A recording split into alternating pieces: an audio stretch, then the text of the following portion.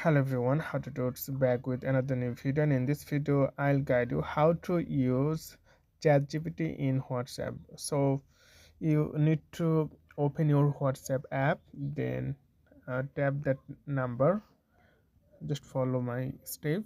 So +1 800 2428 47 8.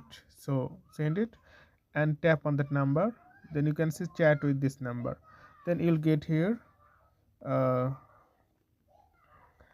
hi. So you can use ChatGPT now. So it's really amazing feature. So ChatGPT,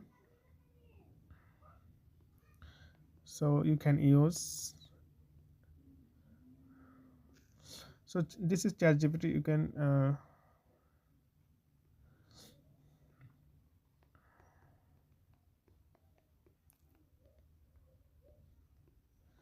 so you can talk with anything you want. If you have any question, okay, it's really nice chatting with ChatGPT. So you can use this. It's really amazing feature at your hand. So today's no more, and see you in the next video.